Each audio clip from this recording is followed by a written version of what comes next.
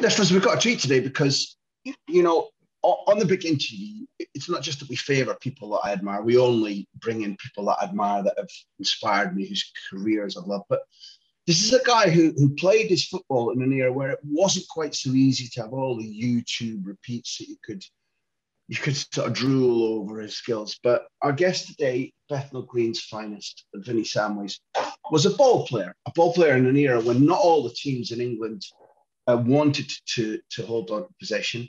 He's a ball player who eventually found his way to Spain and became really well known. And looking back today, Vinny Samways, welcome to the big interview. Whenever I mention you to journalists of a certain age, they don't bring up the stereotypical nonsense because there was a flurry of cards when you came to Spain. Any Spanish football journalist of my age that remembers you who's like a non-English footballer when you moved over to Las Palmas in the late 90s. And do you get this affection when people talk to you now about what you did at Las Palmas back from around 97 onwards? Do you recognize what I'm saying? That people thought of you as like slightly an Englishman out of his time because you played like the Spaniards play today, and the way that Spaniards have won all those trophies for the national team. Do you recognize what I'm saying here? Yeah, first and foremost, thanks very much for the interview. Yes, to be quite honest, especially in Las Palmas, my kids still get a lot of connections through social media of supporters. And obviously that my kids were young when I went there, so they appreciate it more now. They're older and understand it, but totally. Obviously it was a big risk for me, leaving something very comfortable in the UK and then going to Spain. But I admired Spanish football ever since I've been watching football. And it was always an ambition of mine to want to play there at some stage. And albeit it might have come a little bit earlier than I would have thought in my career. And I can honestly say I thoroughly enjoyed every moment of it. And I've got the utmost respect for the way the Spanish play, conduct themselves. And so it was a thoroughly enjoyable experience. Well, we're going to come back to a couple of things that I've mentioned that you've mentioned, like your regard for Spanish football. And I'm going to come back and ask you later, well, how the hell? Because it was barely on British television. I'm going to come back to Bethnal Green because it's a place that because I remember when I was young, there was a real boxing fan lived opposite us, and he always talked about Bethnal Green and the gyms and the fights. And I know you moved out of there, and Bethnal Green maybe feels in the past, but I'd love to know what initially being a kid in Bethnal Green was like. But when you came to Las Palmas is one of the Canary Islands. The first thing to say to you is, how hard was it to accept going to the second division? And little did you know, and maybe some of our listeners, and listen, I'm going to forgive our listeners if they don't know the full cast list of the Spanish second division in 1997. And this isn't a test of your memory, because maybe at the time you weren't aware of them. But you moved into a division where at that time, for example, Ruben Baraja, who won 2 titles with Valencia under Rafa Benitez, was playing there.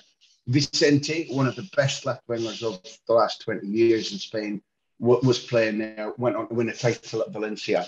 Monchi, the genius recruiter at Sevilla, was a goalkeeper because Sevilla were in the second division. Lauren, who went on to be an invincible at Arsenal, sorry to mention the Arsenal so early in the podcast without mentioning Spurs first, but Lauren, invincible, an Olympic gold medalist with Cameroon, was playing there for Levante. Lopetegui, who won the title with Real Madrid as a goalkeeper, went to the World Cup with Spain as a goalkeeper and is currently Sevilla manager. He was playing there. So 2 questions, just out of ego, about having played at the best level in England, and then you're going to Spain's second division. How hard was that to swallow? And how quickly did the quality of what you were playing in register with you? Well, first and foremost, to the first question about, obviously, for sure, coming down from the Premier League to the Segunda second. What had happened when I was at the offer, I'd like to go over for a week to have a look, first and foremost. And to be quite honest, with total respect to the Canary Islands, I didn't know where they was. And I've got on a plane, and when I've been on a plane to Spain before, it's 2 hours, 20 minutes. All of a sudden, we're nearly 4 hours. Thinking, where on earth am I going? Like, land at Las Palmas. The club was amazing from the start. And I mean, even the first week I was there having a look around. And then obviously they helped me because they got someone, a guy called Antonio de Armas, he's like a director there, but he was he lived in Nottingham for many years, so his English was perfect. And he told me the history of the club. That's predominantly a league club. Had some difficulties for a few years. So moving down to a division, because they convinced me they were going to be fighting for promotion. I don't, with all due respect to all the clubs in the second division, because it's a very standard. I wouldn't want to go to a club that are just happy to stay in that second division. We know it's difficult to get out, but they had ambition. They made some very good signings before I arrived, i.e. Tudo Flores, which he went on to La Coruña and them kind of places, did very well. And they had a great structure of bringing young players through. And I thought, yeah, I'll give it a go. So, yeah, it was realistically in terms of, it was a step backwards in terms of maybe going from Premier League to the second division.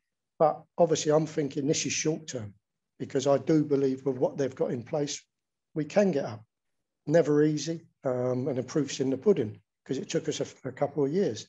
So yeah, it was a risk, but it was one that I was prepared to take. So that was sort of really the start of that. And obviously the second part of the question, excuse me if you could just tell me what that was again. I knew I could barely get through the second part on my own, so it was too much to ask you. Remember, it was too long. I knew it when I asked it. I was listing the players. You know, there's a really high quality, and I think we all want you, Vinny, to describe the quality of football you played against. But you need to take people to Las Palmas, because when you're a Londoner and you're going and playing, you need to explain what was the speed of play like. Right now, the Segunda in Spain is a little bit like the Championship. It's less like the Primera Liga. It's quite fast, it's quite physical. A lot of teams that aren't scared of a long ball, still to this day now. But also, you've got to tell people what it was like playing on them pitches, playing in that heat. Just, take us right back to the gigantic fucking culture shock. When I first went to, obviously you've possibly been there, to the Insular, Las Palmas' old ground. It held around 20, give or take 24, 25,000 supporters. Every other week we played at home, it was full. And it was a typical, it reminded me of the old Upton Park, where if you took a throw in, a fan could touch you on the shoulder. They were that close to the pitch. So, I mean, the first time I played there, I couldn't believe the atmosphere was just phenomenal. And the Canarian people's knowledge of football is amazing. Absolutely. They live and die for their club. And I couldn't believe it, because you're talking about an island, which is 2 hours away from the mainland on a flight. And I'm thinking, wow, this is proper. And at that time, Barcelona B were in the Segunda, second division. And the likes of Xavi, Carlos Pollo, Gabri, they had some phenomenal players. I'll never forget when I played against Xavi and co the first time. I'm thinking, wow, these guys can play. This was like, I mean, a football session. It was like, you have it for 5 minutes, we'll have it for 5 minutes. And the pace of the game was totally different, 100% to the Premier League, because at the time when I was playing back in the UK, it was more back to front if it was possible.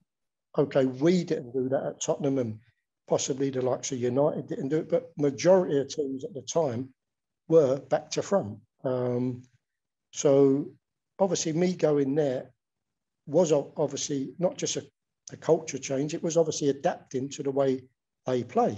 But I found it quite easy.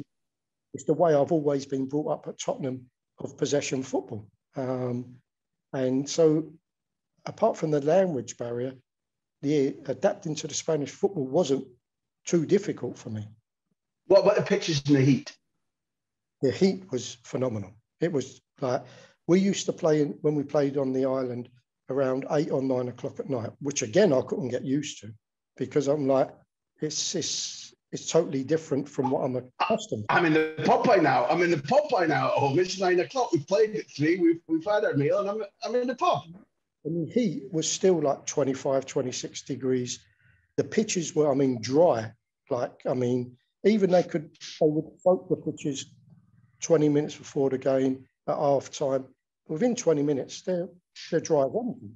And no disrespect, this is why we had some amazing results and more when we went to the Liga against the bigger sides, because that's the Real Madrid come fast, who are going to knock it around for fun. The pitch is dry. So they want a wet pitch where they can zip it around.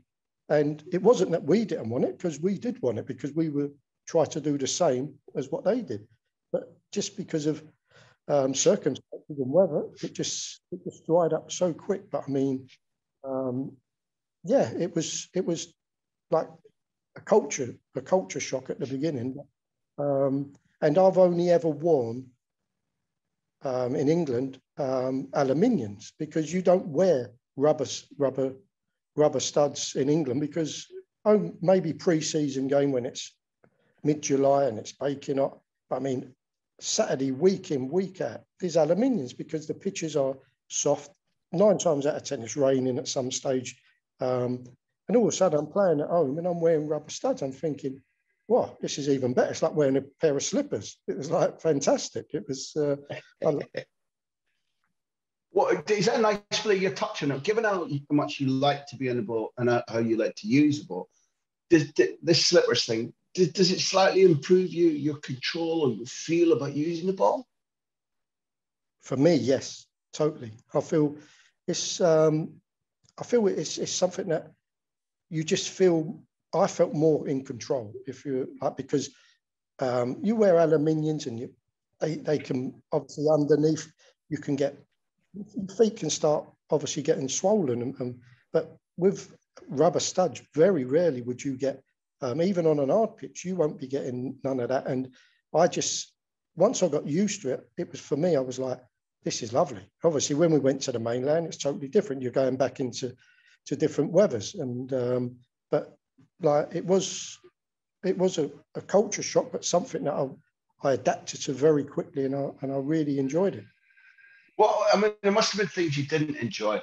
What about some of the travel? Because as you said, if you're traveling to the north of Spain or even anywhere in the center of Spain, from the Canary Islands, it's a long one. So in that first season, only in that first season, you had to get up to Pamplona and Osasuna. I'm looking at the most northerly games that you played. You went to Madrid for Rayo Vallecano. Sevilla was nearer. Villarreal. There was a lot of teams. Fair play. There was Lleida, the Catalan team. That meant that there's no way you could have been getting back. There weren't airports in some of them smaller cities. That meant that, I don't know, you could easily, I suppose, have set off for a Sunday game on a Friday or a Saturday and got back on something like the Monday or the Tuesday. I suppose things like that. It would have been the most travel and the strangest feeling build up to a game and wind down from a game you'd ever experienced. Totally, 100%. And obviously, like you've just hit on there, in the second division, a lot of the sides are not in the big cities. So you could, i.e., 9 times out of 10, if we were playing in the north of Spain, we'd fly into Madrid, change at Madrid up to, like I said, Pamplona, Bilbao, them kind of places. And then you might have a 3 or 4 hour coach journey, because even the likes of Badajoz and them sort of places, you'd fly into a lot of the time because of there wasn't, say, a connection, say, from Las Palmas direct to Seville, which you would go to go to Badajoz. You might fly into Madrid. Then you take a coach, which has got to be a good 4 hours to Badajoz, probably more.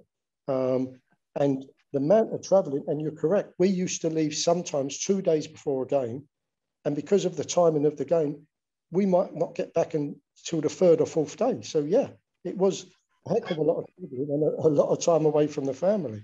You had to learn how to play chess or cards and that, because you weren't carrying that. All the players now, they've got personal DVD and video, and if a lot of elite footballers, certainly in Britain and Spain, I wouldn't know what an autobus, a coach was, because they never.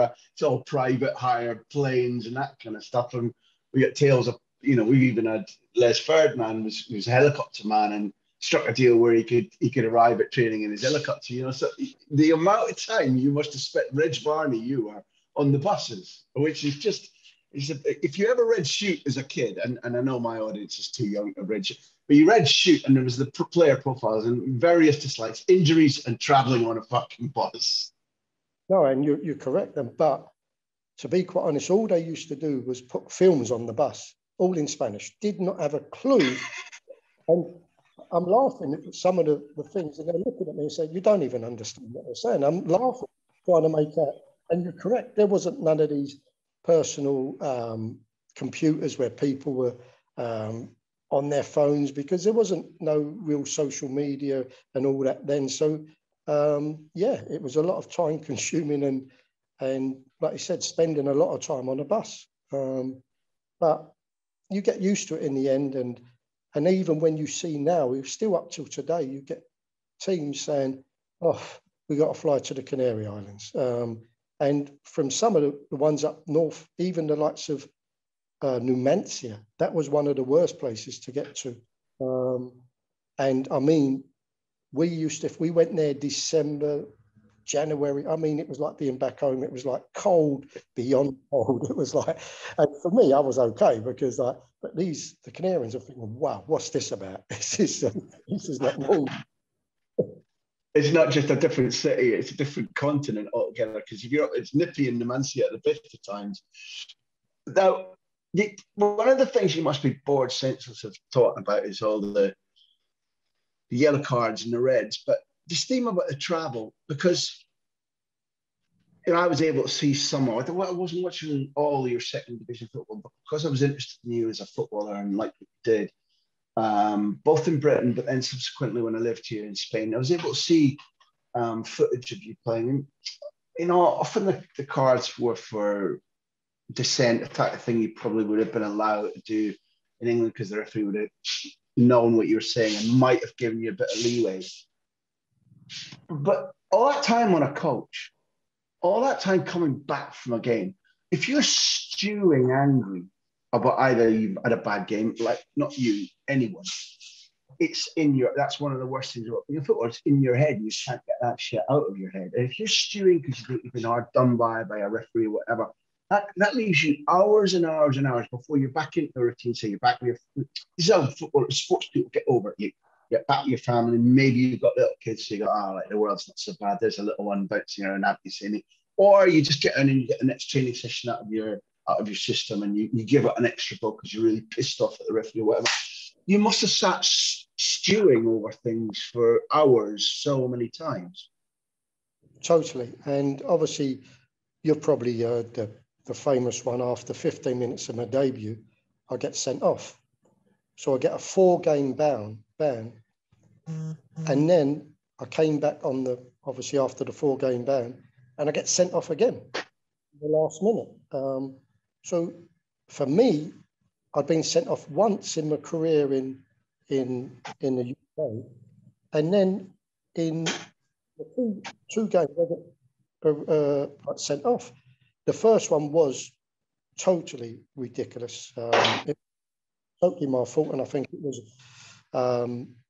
overexcitement because I'd signed for Las Palmas, but because of the international clearance took so long, I was training for a couple of weeks, chomping at the bit to play, and probably went over the top as such. But getting back to what you're saying in terms of the yellow cards and the red cards, 90% of them was because of the language barrier. You know more about the refereeing here in Spain than me. If you raise your arms as a gesture, because people talk with their arms, and number one, I'm speaking in English, number two, I'm raising my arms, and straight away they've got no tolerance.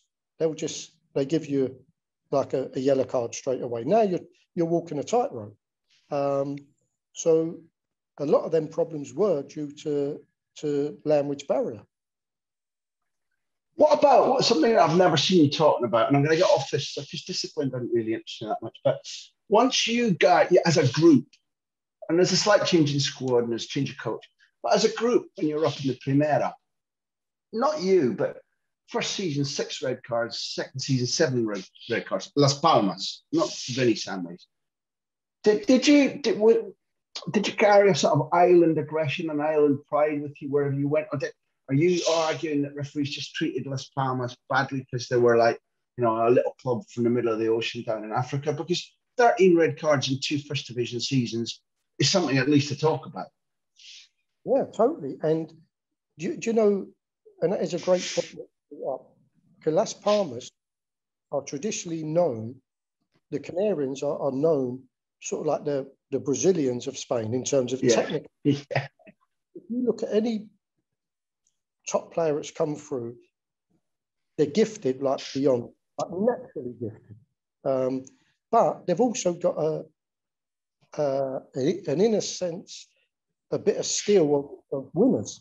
So, yeah, their mentality is a little bit different from other parts of Spain. Like if you moved up, I always remember we go to Bilbao, Alaves, then Eibar, and it was playing a British way of football because they were more direct, more back to front.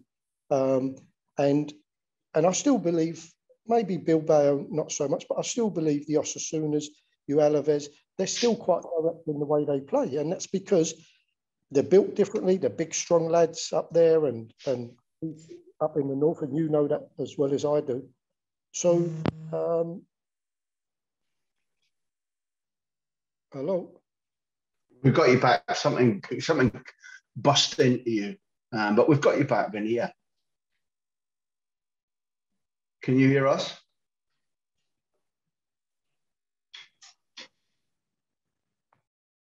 Yeah, Vinny, you're back.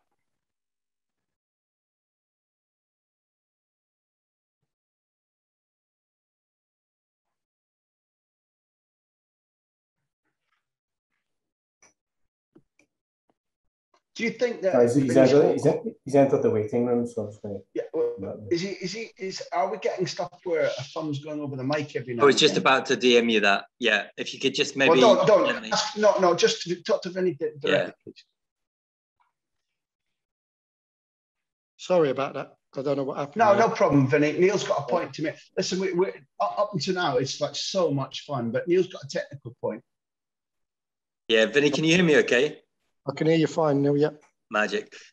So your connection's brilliant and the sound quality is excellent. It's perfect for us. I think sometimes maybe a finger or a thumb is going over your microphone on your phone. Okay, so sorry. Just occasionally you're drifting in and out. I think that's the reason. So okay. That's the only thing I'd say. If you've got something you could rest it on or something, that would probably solve the problem. I'm not sure. But if you can just watch where the mic is on the phone. Otherwise, it's brilliant. I'm really enjoying listening to you guys, and I shall get out of the way again now. I'll just pick up, Vinny, because you're looking and sounding grand. So because it's so much fun, man. I can't tell you the fun I'm having at my end. I'll pick up because I think somebody just phoned you and cut us off. So I'm picking up now. Yeah, Vinny, I know what you mean. Because up north, whether you're talking about Alaves or Eibar or Bilbao or whatever, you said they're built for it's flipping, it's mountain country, it's raining and cold half the year there. So it's a completely different attitude. And even if it's just for a bit of temperature, they're getting the ball long and chasing after it. And they were founded by Brits. So it's a completely different idea. And you were talking about the that island mentality that maybe brings a little bit, we'll show you. I don't know if it's inner pride as on top of the natural skill, but I think we're on a similar theme that we put down just because we're a little island down near Africa. Totally agree with you. And that was something that really shocked me, was the mentality of the Canarians. And not only that, they're the most warming people that I've ever come across in my life, because they could have really, and I'm not just talking supporters, I'm talking about in general the club and my teammates. They gave me so much support because the first 6 months was really difficult. It weren't because I had the sending offs and the cards, and nobody likes having, even though I didn't have bad publicity, of course the press are going to have to write something about it because this Englishman's come over and these things have happened. They stuck by me, and that's why I spent 6.5 seasons there, because of I couldn't thank him enough, and I just thoroughly enjoyed playing. It was amazing. Well, let's talk a little bit about that, because you talked about Insular, that a lot of people listening won't know was your stadium. It's now knocked down. They've got a big sort of gaping stadium that is now much less full, and even though they were highly entertaining under Kiki Setien in the Primera last time they were up, the club itself is probably about in the situation you found it in when you moved over in '97. But again, I want you to convey like the welcoming an Englishman, what it was like when you felt lonely and a little bit not settled in those first 6 months where you and your missus must have been thinking, well, is this it? Have we done the right thing? And then moving forward through the seasons, because there's you talked about at the top of the interview, you had the feeling that you were joining a club with ambition. There was a forward trajectory just gently up the league to eventually being champions, which not enough people, I don't think, shout about when they talk about Vinny's. You're champion, you won that title, and it's called the well, isn't it? Because if you fall down that well, it's fucking difficult to get out of, and you were champion. So, from that first 6 months, the doubts, what was it that people did to make you feel loved and wanted? Well, I think it was just a support, because they could have easily turned against me, and they, not in a nasty way, but I mean, they could have been cold to you.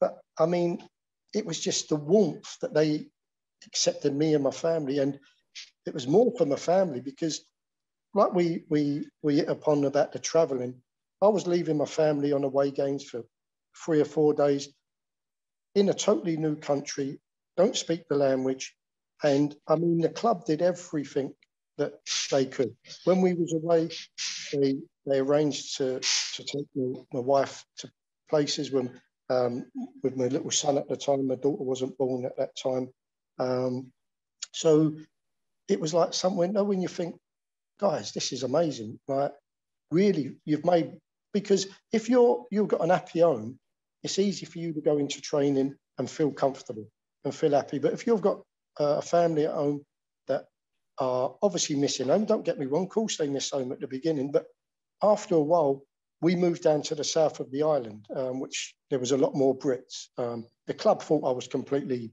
off my head because it was 45 minutes. But in England, guys. It's all right. It's all right. It's all right. In England. It's all right.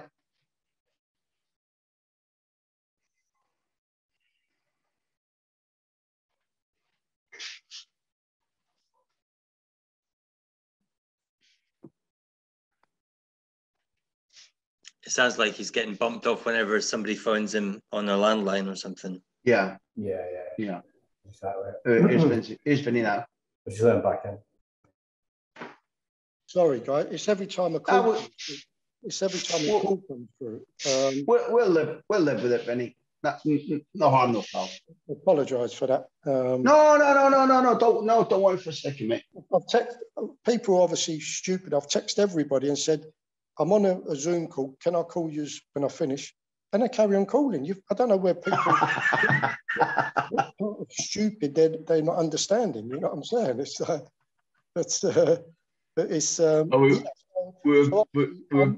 I moved down to the south, and it was like 45 minutes there and back to training. 45 minutes there, and they said to me, "You can't do that." I said, "What are you on about?" I said, "I lived in London. I lived 5 miles from the training ground. It took me an hour every morning." Hold on, Vinny. The club where you had to travel 5 days for an away game, you couldn't travel 45 minutes. They said to me, but like, everybody lives in and around the city. I said, yeah, but I don't. I said, I'm going down the south. So obviously that was a little bit, that wasn't sort of in their plan at the beginning, but it was fine. For me, the travelling wasn't a problem. But you've hit upon it there. You're talking 45 minutes, but you're talking like 4 days away on a way trip. Where does that come into it? It's complete. You need to learn quickly to say "calm down, lads" in Spanish. I have to learn about training. What was training like in terms of how much with the ball? What were the drills? How easy was it to train well? Not just in a new language, because the ball is your tutor, your teammates are your tutor, but like how different were the routines? What were the things where you're walking on water because you're like, yeah, I've done this at Spurs, and what were the things that you found a little bit hard? Well, I'll tell you what for me was an amazing surprise. At the start of every training session, they started with a ronda, you know, the circle where like the two in the middle probably ain't coming out for a week because you don't get the ball off of people. So me being the fall guy, I was the one always put in the middle at the beginning, and I couldn't get the ball from these guys. I'm thinking, heck, what's happening here? These keep the ball for fun, you know what I'm saying? I'm thinking, like, this was something in England, a normal training session. You go out, you do a couple of laps around, jogging around the pitch, a little bit of stretching, and then into your practice. Where in Spain, it was like, start off with a ronda, 10, 15 minutes. I mean, proper stretching, which for me was just new. And then always into possession football straight away. 8 against 8, 4 against 4, depending on what day, whether they're breaking the groups up. But every day it started with possession. And there was always a libero, someone like one person with a different colour bib who played for the side who had the ball. So you was always one man less or one man more if you had the ball, if you understand. So I was always given the bib because obviously now I'm playing for both sides again. So it was learning me more about possession. I mean, keeping the ball all the time. And it was, then it would go into a lot of the time crossing and shooting. And then depending later in the week, we'd go into tactics, i.e. team play, systems and everything. And it was totally different. And the pre-seasons were totally different to in the UK, because in the UK, you didn't see a ball for the first week in pre-season. Totally changed now because of obviously football's changed in the UK as well. But for the first week in England, you don't see, or you didn't see a ball. You didn't know what a ball was. It was just pure physical running, getting your fitness up. Where in Spain, everything's done with a ball. Everything's done with a ball. Of course, you have your few longer distance runs, but nothing dramatic. But no. Everything's done with a ball. Can I seize on that thing that you mentioned there? I've got a question for our sponsors coming out after this. But when I was in Belfast recently for the Super Cup, with the joy, Vinny, was, and this is one of the reasons I moved to Spain, because in them days you could go to training, and it really inspired me to learn my trade by going and watching. But anyway, in Belfast recently, we were given access to both the Villarreal training session, but also the Chelsea training session. And Tuchel, towards the end of his session, had 8v8 in a small space, not half the pitch, but a quarter of the pitch, up in the far corner. So it was it was from the halfway line to the goal line where the goals were, but they only used one half of one half. So, and within that 8v8, so 8v8 in that space is quite busy, and it's about space and first touch and how clearly you see a pass. But he had those jokers. They call them often in Spain comodines, like the guy who was a different colour pitch. So this one was turquoise against pink, and the comodines were all in gold. But he had he had 8 comodines. So he had one on either part where the big box touched the byline. So that's 2 at this end, 2 at that end.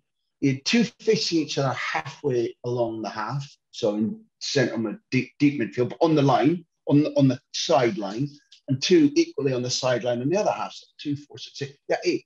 They're all wearing gold bibs. So each side of 8 has got a comedian who plays just as you explained, with whichever side's got the ball. So he's your mate in one instant, he's your enemy in the next instant.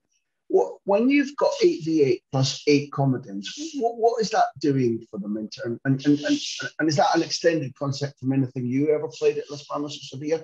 Because I've never seen eight double-sided players like that before ever.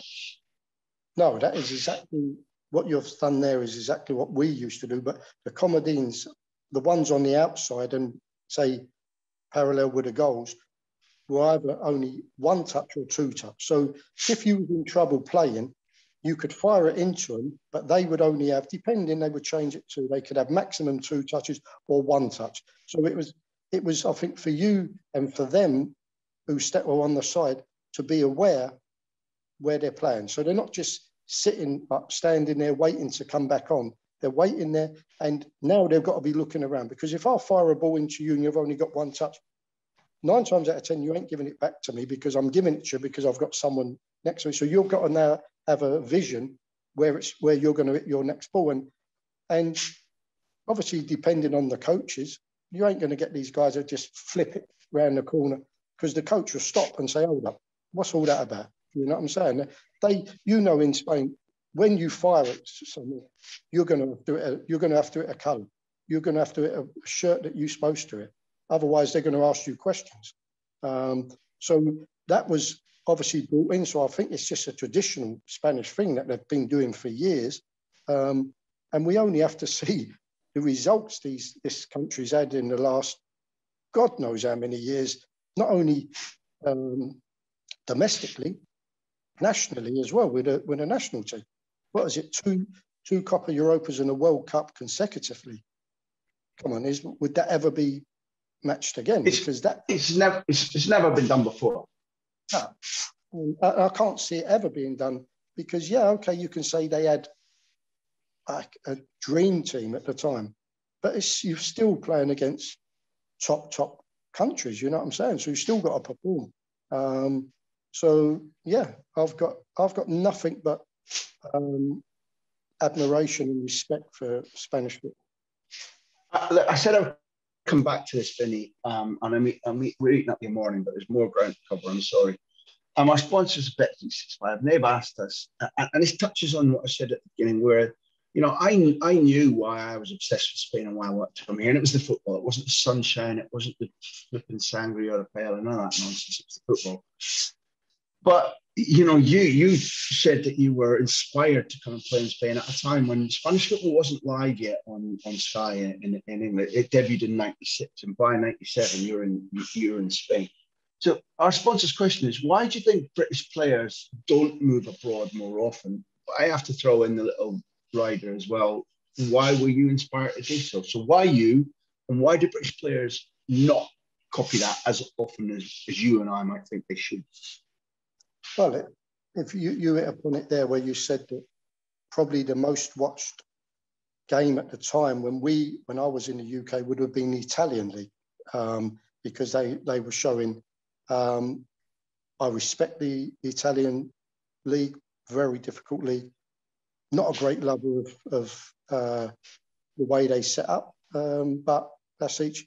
So why do I believe British players don't really? There was always the saying, British players don't travel well. If you look back when the likes of Jerry Francis, Graham Souness, Ray Wilkins went to Italy, and he was a phenomenal in Italy, but it didn't get the press that obviously that he got, because if Ray Wilkins would have been playing in Spain, they would have loved him. They called him the crab or whatever. If he was no different to what Pep Guardiola was at Barcelona. He played exactly the same way as Pep at Barcelona. And if he was playing in Spain and he was Spanish, he would have got over 100 caps for his country. And that's, okay, so only a personal opinion, but these are the kind of people that I looked up to and thought, wow, I respect it. I remember I went back to play I played against Ray Wilkins when he was player manager at QPR. And obviously he was getting on getting on a bit there. I couldn't get near the guy. Could not get near him because everything was one touch. And he already knew before that ball come to him, i.e. like a Xavi Iniesta, where it was going. They'd already done their vision. It wasn't like control it. Now let me look where it's going. No. They already had it in their mind where it's going. So it's an hard question to answer. Why don't British players travel? Well, I really don't know. And I think that could obviously be, do the foreign countries, i.e. Spain or Italy, trust in them? I don't know. I really don't know. When we talk about Pep and Xavi and Ray Wilkins, you can't really up the ante very easily. But if I just say to you, Diego Armando Maradona, you've shared a pitch with him, and I want you to tell us about it. Wow, yeah, that was amazing. Obviously, my idol growing up at Tottenham, someone who took me under his wing, was Ossie Ardiles, who not only was an amazing player, but an amazing person. And Ossie had his testimonial against Inter Milan. And at the time, Keith Birkinshaw and Peter Shreves were gradually giving me a couple of days coming from the reserve team to train with the first.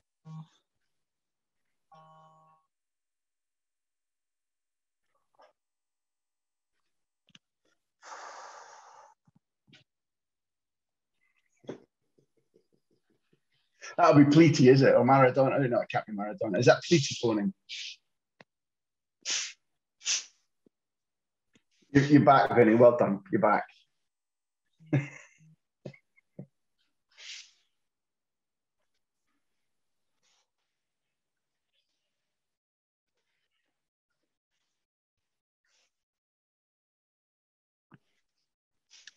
What video are you seeing? What video feed are you seeing there, Graham? Yeah, I'm seeing what you thought I was seeing, but right, okay. I decided not to panic. Good call. I think he'll probably come back on fine now when he reconnects. Okay.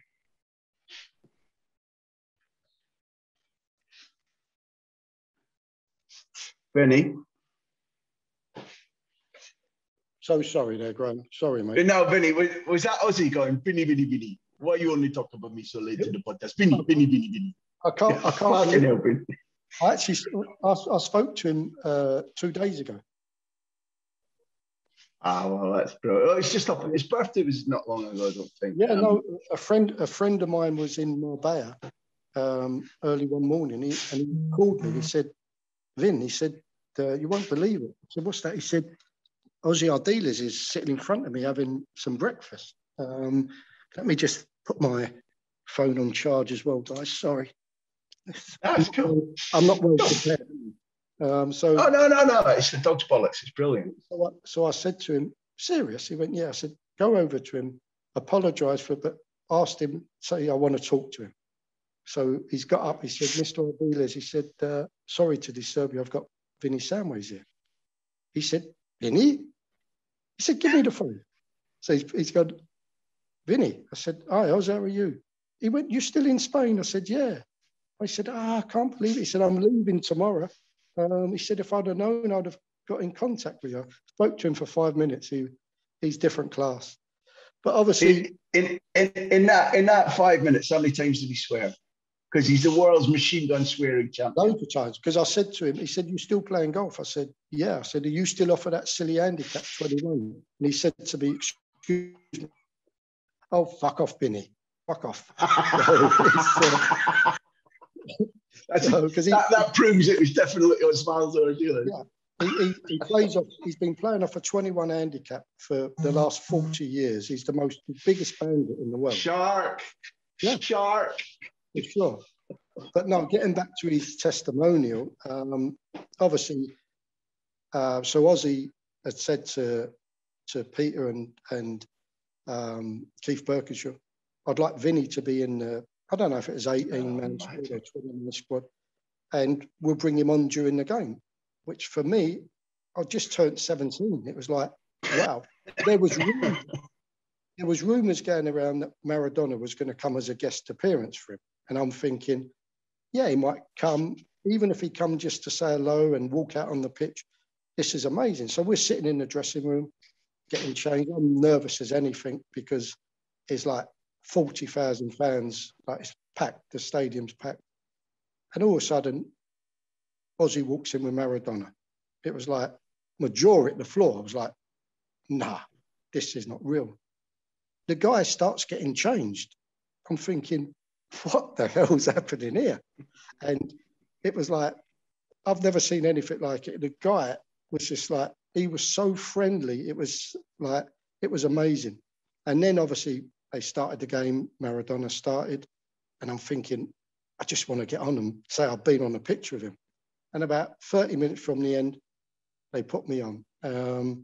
And every time I got the ball, I was just trying to pass it to him. I just wanted to give it to him. It was like, it was just the most amazing experience that I've ever had. To say that I shared a pitch with possibly the greatest player, or if not in the top 2 or 3 best players of all time, for me was just an experience that I'll never forget.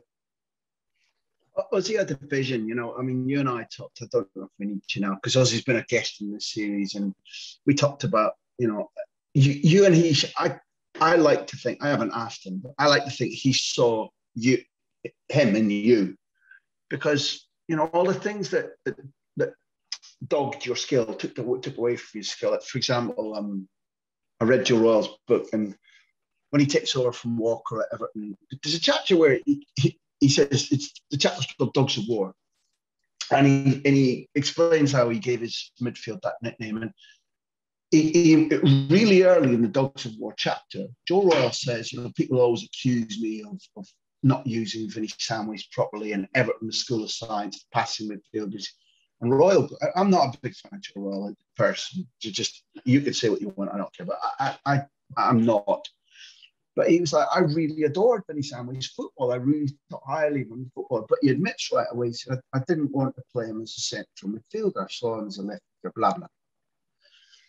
So I don't know, I don't care what he's making his excuse or whatever, but he didn't see you as being physically able to hold down central midfield in that side, in that era in England.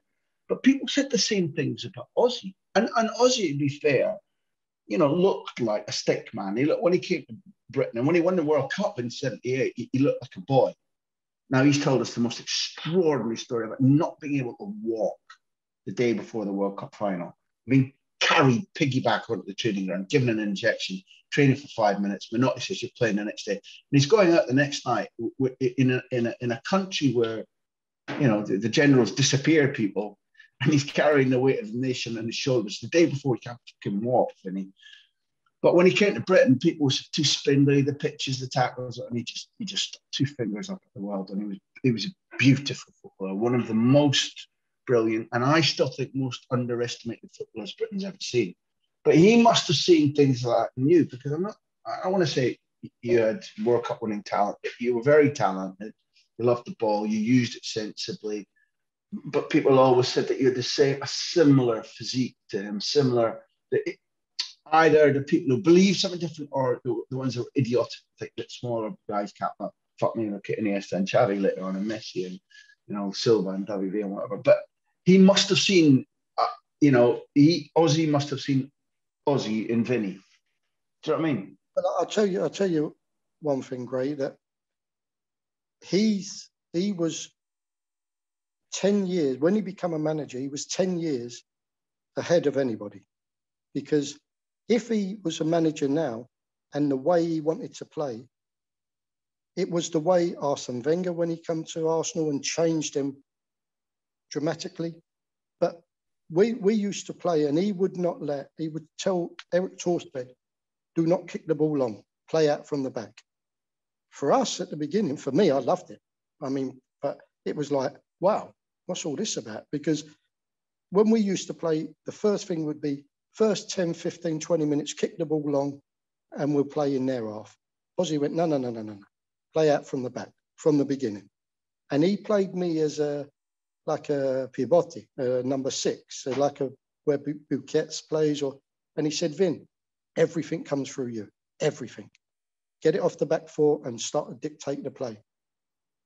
it was like I died and gone to heaven. It was like, wow, this for me is total football. Yeah, we struggled at times. Don't get me wrong. We had some bad defeats, but it was like, if you score 3, we'll score 4. So yeah, we got exposed a lot of the time. But his way of thinking was just so far ahead of the times when the Premier League was obviously just pure force and strength. But he stuck to his principles and he would never change. And this is what I respect about the man. It was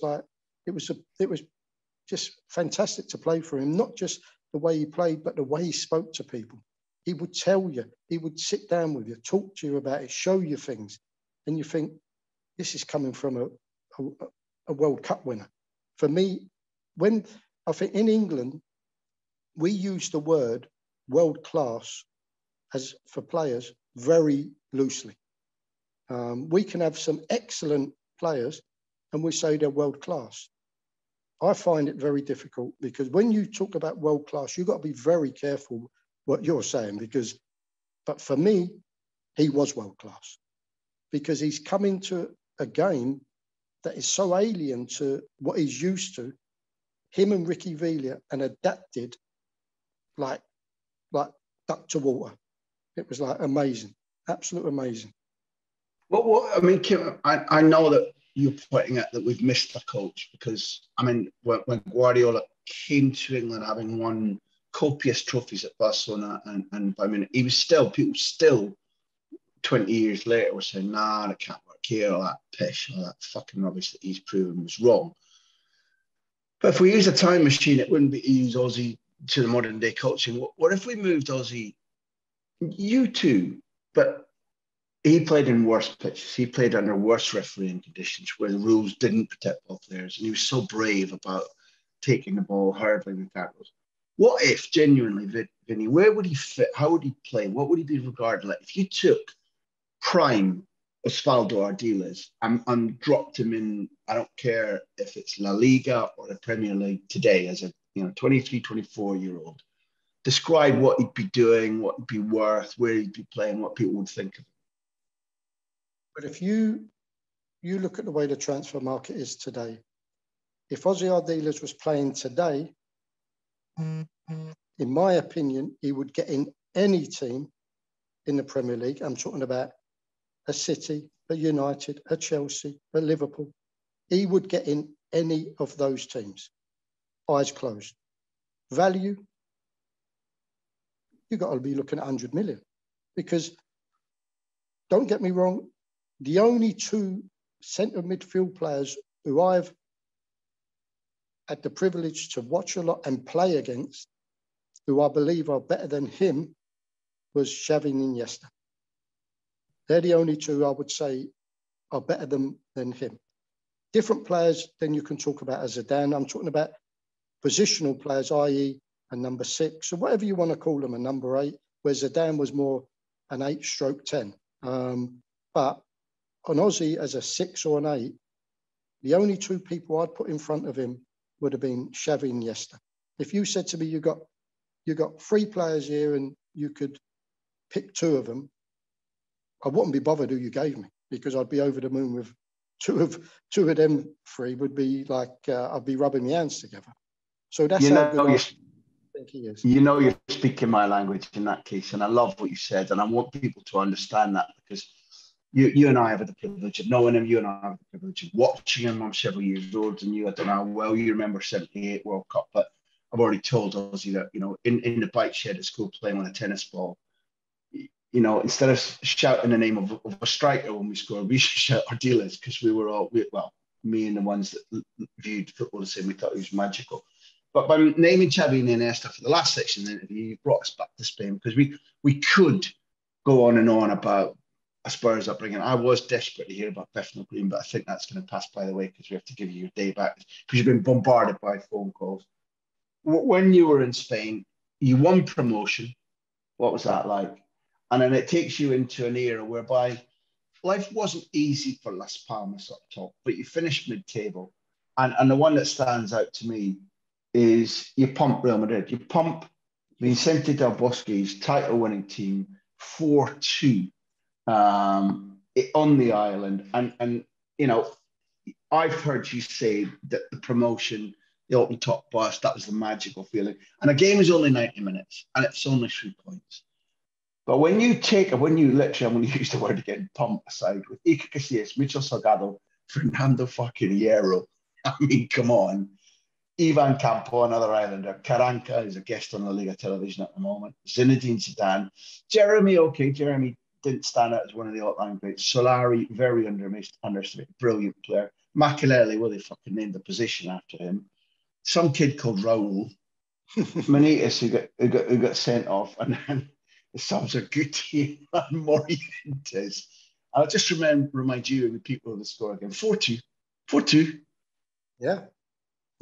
Come on. Bring memories of the promotion. Because in that promotion season, you beat the hated rivals Tenerife twice, 2-1 and 2-0, which is almost good enough for some diehard Las Palmas fans in the first place. So the promotion feeling and the celebrations, and then going into pumping Real Madrid on the island. Well, the promotion season was obviously very special, but I've never seen celebrations like it on an island, because obviously, if I'm correct, I believe we beat Elche on that day, and I can't remember if it was 4-1 or something like this. And they're saying, because we knew before the game, if we won, we were at least finishing second. And then the following week, we was away to Villarreal, who at the time were fighting with us to get promoted. So, and they said, if we win, there's going to be an open top bus, blah, blah, blah. Thinking, okay, win the game. Fans come on the pitch and everything. An hour later, 2 hours later, we're still in the stadium, but they've organised this open top bus. We went around virtually the whole of Las Palmas. The streets, God knows how many thousands of people were lined in the streets. This is like now early hours of the morning. And it just went on for like 2 or 3 days. Bearing in mind the next weekend, we're playing away to Villarreal in a game that if we at least get a point, we win the league. So Sergio Kresic, who's the manager at the time, he was saying, guys, look, listen, yeah, fantastic, well done. It was amazing, but we've got a job to do. We want to go up as champions. And Villarreal needed a point to get promotion. So we've both gone into the game. Obviously, now it's a game of keep ball. You have it, we'll have it. No shots, please. No shots. You're happy with a point, we're happy with a point. It was just like one of those. It was an experience. It was like, but I mean, the promotional celebrations was just phenomenal. And it's not as an island as party island as Tenerife, because that's more for youngsters. Las Palmas is more, and I'm talking about the south of the, is more of a family place. But it seemed like the whole island was just like rocking. It was just amazing, absolutely amazing. Then obviously the game against Real Madrid, and I'll never forget the manager Fernando Vasquez said to us before the game, look guys, just go out and enjoy yourself. I've got nothing to lose, blah, blah, blah. I'm thinking, what are you on about? We could get tonked here. This could be like a cricket score. You know what I'm saying? I'm thinking, and he said to me, right, Vinny, you're going to be playing like in the deeper holding role. Obviously, you're going to be next to Zidane. Obviously, keep an eye on him. I'm thinking, thanks a lot. Thinking, that's really nice. Thinking, yeah, that's a great start to the game. You know what I'm saying? Well, we always felt confident of competing against anybody. But I mean, to actually believe you'd win 4-2 is a little bit. And young Ruben Castro come on and scored two amazing goals. And Zidane got taken off after 70 minutes. I've never wanted someone to go off as much in my life. You know what I'm saying? I'm thinking, oh, thank God for that. Because that guy, he has some ability. He has some serious ability. Yeah, and he's replaced by Celades, who's been brought up at Barcelona and subsequently wins the the job was under 21 Spain manager, but Albert Celades. Zinedine Zidane. You've got, well, and you say young Ruben. I mean, not everybody will know Ruben Castro, but if he was young Ruben Castro, he's still playing now. He's 40. He scored nearly 300 career goals. He's a phenomenon. Yeah, that's they. When was it? 3 seasons ago when he went back to Las Palmas, and one of the journalists called me and he said, "Vin, what do you think of Ruben signing? Do you not think it's a bit of a risk?" I said, "For what reason?" "Because he's 36 years old, 37. Is that what you're saying?" "Well, obviously," I said, "let me tell you one thing. He's a goal machine. He's getting you double figures with his eyes closed this year. First year, he ended up getting 15, 16 goals and not playing all the games. So the guy knows where the back of the net is. So, yeah, and it was amazing game for him to come on and score 2 goals was just phenomenal. I don't think you're a man with much of an ego, so maybe I'm pushing it a little bit here because there's so many games you play in the Primera that are interesting. You get draws and wins in big clubs, but you got the Camp Nou with Louis van Gaal as the coach, and you're playing with Seville. And again, this is an outright pumping, because Barcelona don't even score. And this is a Barcelona side which is full of talent because, they've got Frank de Boer and Puyol and Xavi and Riquelme. I mean, Riquelme, somebody we haven't got time to talk about, but you must have adored what he did with the ball. So in your 2 most massive results in Spain, you've shown Riquelme and Zidane their pants, which is not a bad thing. Mota, Kluivert, Overmars, Mendieta, and Gabri all those years later comes on Saviola. It's Louis van Gaal. And you guys win 3-0. You come on, you play a lovely little ball deep, very deep to set off the run down this Usain Bolt down the right-hand side, I think for Dudley, for the 3rd goal. So I'm counting that as a pre-assist. That's what the modern term is, Vinny. You gave a pre-assist, even though you're just outside your own penalty box. I appreciate that. You're taking it though, aren't you? It's like a gimme from 8 feet on the green, isn't it? But it's the most extraordinary game because I don't know if you knew, because you guys are celebrating so big, and I know your time at Seville was short, but like the president of Barcelona, Gaspar, I don't know how many times you've been in a stadium where they do the full old-fashioned white hanky pañolada. So I don't know. I'm setting that up because I know it's 20 odd years ago, but your feelings, your memories about that night. Yeah, that was, to be fair, like you said, if you go on results, that would have to be up there with any, because you go and win 9 times out of 10. If you go and win at the Camp Nou or the Bernabeu, 9 times out of 10 you've won because they've missed apples of chances and just had an off day. This day we thoroughly deserved to win. It was like we matched them, and Caparrós, who was Seville's manager at the time, he knew how to set teams up. We were probably more British the way we played in Seville than most, because he's everybody was like, first and foremost, you work your socks off, you stay solid. So he had the mentality of like setting his stall out to not get beat, but to obviously cause problems. And we had some serious pace up front with the team that he had at the time. And that was an amazing result, to be quite honest. Like, unbelievable. It's the only time I've been there. I've been spanked 5, I've been spanked 4. So to go there and win, win comfortably, was like, wow, that's a proper result. Did you even notice that it was full white hanky right around the stadium? Because it was a big, big crowd, and things were getting. And Van Gaal really only had another, I think, 3 or 4 matches before he was sacked. Did you notice that the Camp Nou went mad with the white hankies, or were you too busy celebrating? No, I think you have to notice, because I'm not being funny. You got 100,000 people, and probably 6,000 are Barca supporters, maybe 2,000 or 3,000 Seville supporters. But of course you notice it, and because obviously you've been around all the grounds. The one ground, Barca for me is a super pretty stadium, but the atmosphere ain't sort of, because it's like a bowl, it sort of goes out, where I think the the Bernabeu, because it's more like upright, you hear more in like inside. So when there's all the booing, or I think you hear more in the Bernabeu than you do the Camp Nou. You know what I'm saying?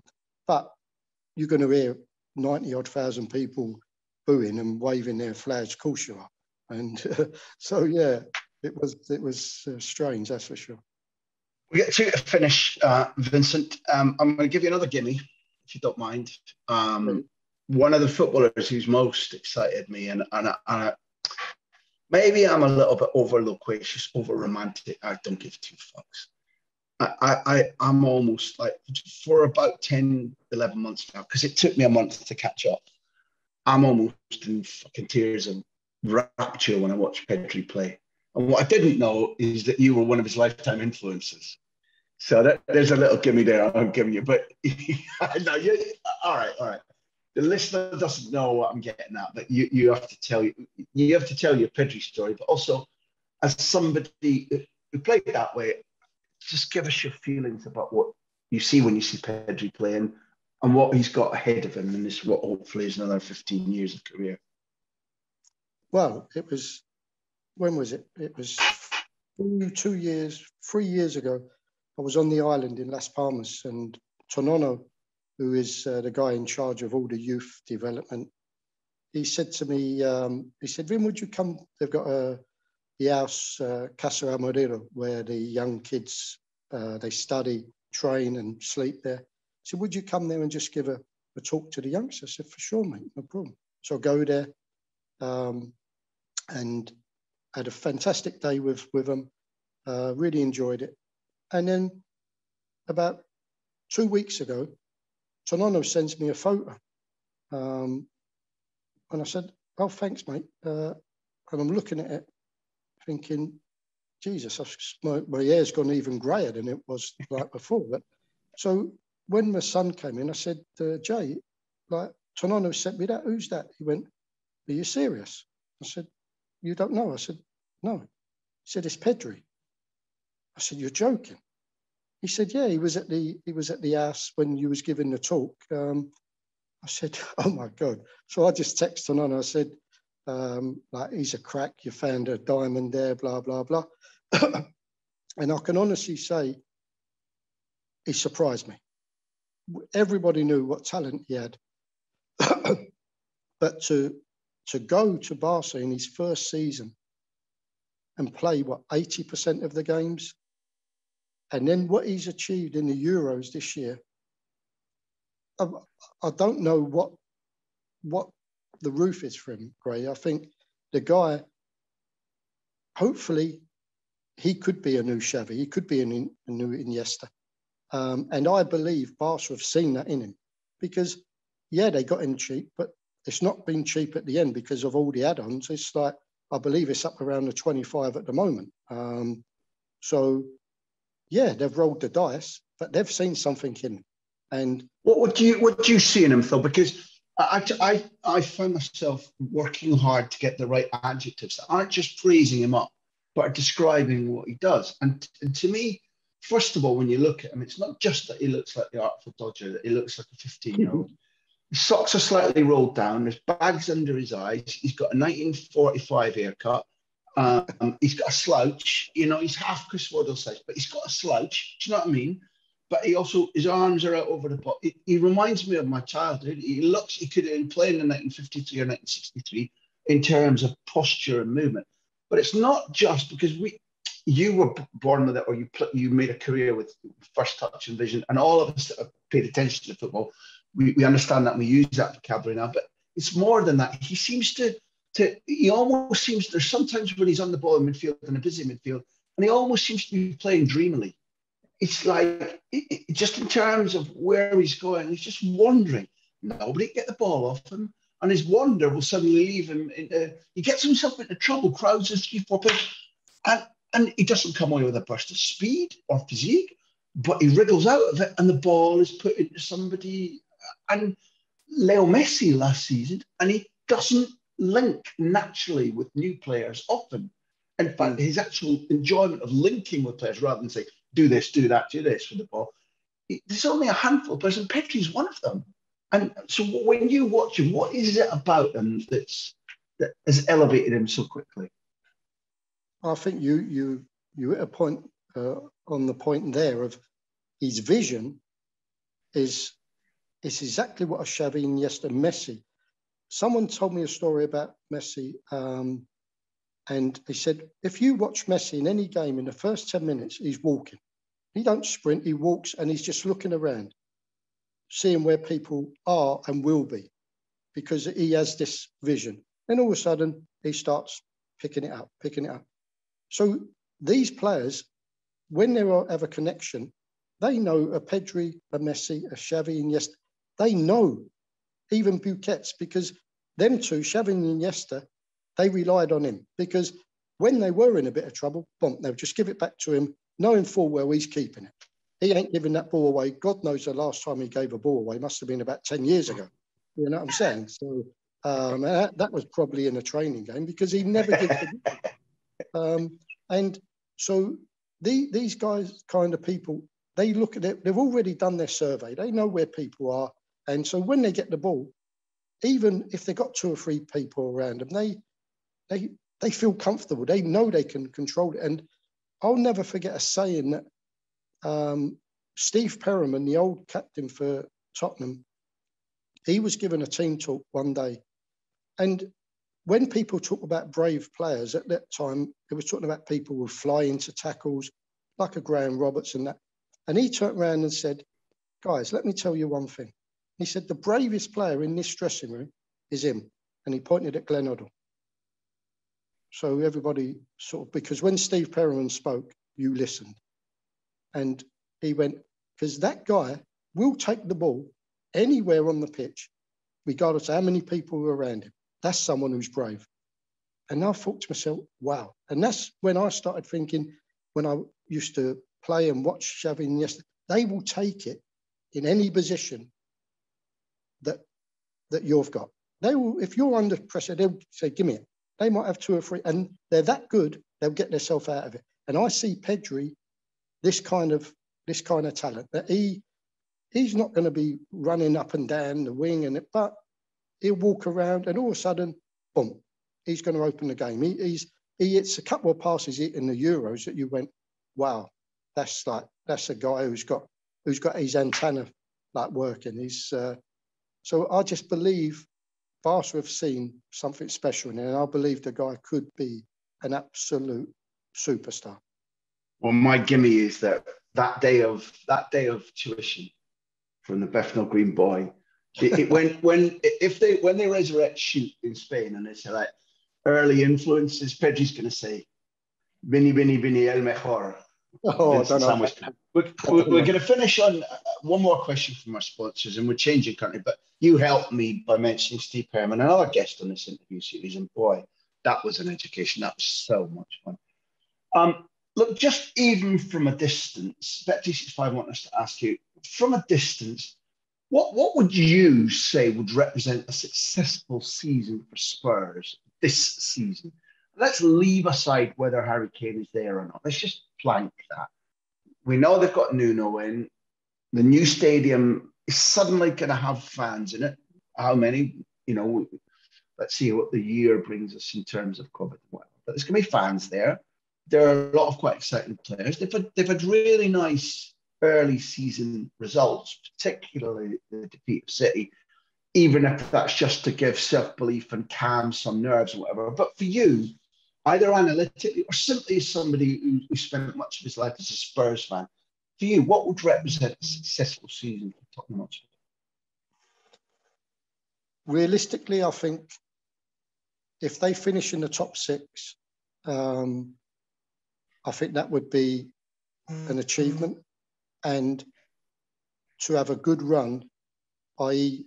get to a final of one of the cups, albeit the Carabao or the FA Cup, because I don't think they're good enough. I don't think they're strong enough to fight for the top 4 position, because I do believe the top 4 this year, there will be a gulf between them top 4, i.e. I'm talking about the 2 Manchesters, Liverpool and Chelsea. I believe once the season gets kicked in and we come January, February, there is going to be a points difference between them 4 and the 5th place. Yes, Tottenham should be fighting for a top 4 position. I don't believe this year they're good enough, and I don't think they're strong enough. And that's even with an Harry Kane or without an Harry Kane. I just believe the others have kicked on. And the gulf now between what Tottenham was when Pochettino was there and they finished second twice, but I think they've gone backwards and the others have obviously improved. You look at a United, me personally, if you said to me, Vin, who do you think is going to win the Premier League this year? I'd put my neck on the line, I'm going to say United. No, I'm with you. I've had that sneaking suspicion because you can see the progression. I went to Dansk to cover the final there, and they didn't convert their form, and they were thwarted quite easily by Unai Emery's game plan. But in adding Sancho and Varane, and maybe adding Saul, plus what more they can expect out of some of their footballers. Like I think they can expect more from McTominay. I think they can expect more from Greenwood. I think once they get Rashford, they're going to miss Rashford to October, but getting a bit Marcus Rashford is a really big deal. I would agree with you. I still think people are going to call them dark horses, but like you, they'll be my tips for the title. I think they can do it, and the squad is deep too. And listen, I think it's healthy if English football is having to swap champions every year, because even if for the moment it's a group of 4, and it is a group of 4, it can't be the same side every season, I don't think. So I wish you in return for a beautiful morning. It sounds a bit soppy, but like to begin the season doing this, listening to you talking about your experiences, and just sharing time with somebody who views football as a Brit, but views football the way that I do too, has been so much pleasure. I know it will be for our listenership, Vinny. I know that people are going to lap it up. They're going to learn. So I just want to say thank you for your generosity. And in return, I wish you that Spurs get, first in their league, so they finish 5th, but top of the rest of the league. And it may be a cup final, who knows, with Nuno and Brian Hill. Brian Hill scoring the winner in the Carabao Cup final. There you go. A young Spaniard for Spurs scored. There's our wish. Listen, when any of the 3 of us sit down in Marbella, we'll come calling. Thank you very much indeed for spending time on this. And viva Vinny, el mejor. No, guys, thoroughly enjoyed it. And anytime you need anything, if I can give you any information, you need anything, feel free to reach out. I'm here anytime, and thoroughly enjoyed it. Well, these two who are our producers, they still play football, and they've got fuck all idea what a good first touch is. So if you can send them notes on what a good first, and on that note,